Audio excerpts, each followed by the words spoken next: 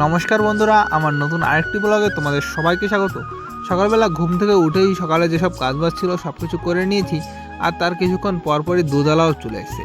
আর আজকে দেখো অনেকটাই দুধ বেশি রেখেছি, কারণ আজকে আমরা 4 খোলা কাজ করব। মানে 4 প্যাকেট দুধ দিয়ে আর 2 প্যাকেট দুধ রেখে দেবো, যদি কিছু বানাতে হয় তাহলে পরে বানাবো। আর এই দুধগুলো ঠিক করে রাখার পরে আমি চলে এসেছি বাজারেই। বাবা এদিকে দুধ জাল দিচ্ছে আর আমি এসেছি একটু মাংস নেওয়ার জন্য। আর যাওয়ার সময় কিছু চিনিও নিয়ে যাব, কারণ মোটো বলছিল সকালবেলা একটু মাংস খেতে ইচ্ছা করছে। বলছে যে বাড়ি থেকে যে লেবুগুলো এনেছে সেজন্য মাংস দিয়ে খাবে। আর তারপরে দোকানে এসে আমি এখানে ছানাগুলো কেটে নিয়েছি। বাবা দুধটা জাল দিয়ে রেখেছিল, এসে দেখে দুধটা ঠান্ডাও হয়ে গেছে অনেকটা। তারপর দেখো 3 গাবলায় ছানা কেটেছি, কারণ 4 খোলা কাজ হবে তো সেই জন্য 3 গাবলায় কাটতে হয়েছে। আর যখন আমি ছানাটা কাটছিলাম বাবা বানাচ্ছিল বরফি। এই যে বরফিটা দেখতে পাচ্ছ, এটা হচ্ছে লোকাল বরফি। কারণ এতে কি হয়, চিনির পরিমাণটা অনেকটাই বেশি, আমরা একটু কম দামে বিক্রি করি, সেই জন্য এই বরফিটার নাম হচ্ছে লোকাল বরফি। আর পাশে যে দুধগুলো দেখতে পাচ্ছ, ওই দুধটুকু ফ্রিজে রেখে দেবো, পরে যদি কোনো কাজে লাগে। আর বাইরের আবহাওয়াটা দেখো কত সুন্দর, আকাশটা দেখো কত সুন্দর লাগছে, খুবই মনোরম দৃশ্য।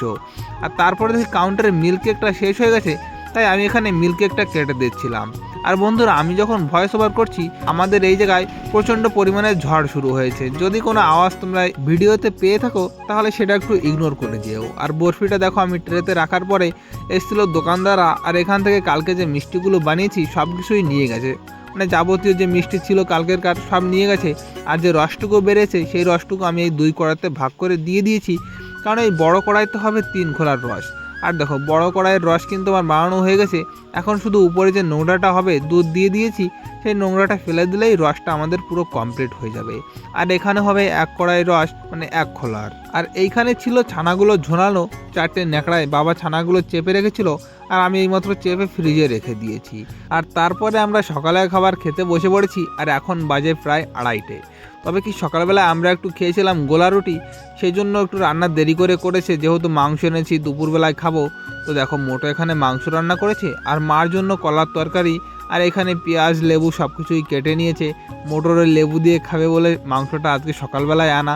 আর খাওয়া দাওয়া শেষ করেই দেখো আমরা ফেটে বসে পড়েছি। আর আজকে ছানাটা খুবই সুন্দর হয়েছে। আর আজকে ফ্যাট হয়েছে মাত্র 1 কিলো 400 গ্রামের। আর মিষ্টি দেখো, আমাদের প্রথম খোলার মিষ্টিটা খুবই সুন্দর হয়েছে, ভাবতে পারিনি এত সুন্দর মিষ্টি হবে। আর এইখানে দ্বিতীয়টা আমি এইমাত্র ছেড়েছি, সিদ্ধ হচ্ছে।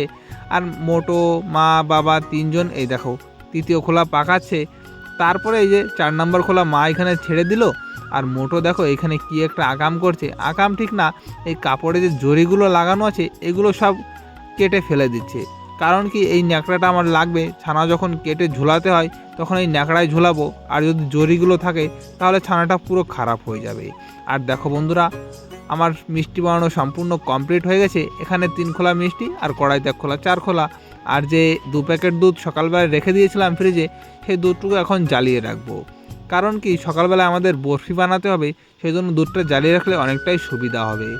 আর আমি ঠিক জ্বালাচ্ছিলাম না, বাবা জ্বালাচ্ছিল দুধটা। কিন্তু যখন আমার মিষ্টি বানানো হয়ে গেল, বাবাকে বললাম, বাবা চলে গেল, কারণ বাবা তো স্নান দান করে নিয়েছিল। পরে আমি দুধটা জ্বালানোর পরে স্নান করে নিয়েছি। আর এখানে তারপরে আমরা খেতে বসে পড়েছি।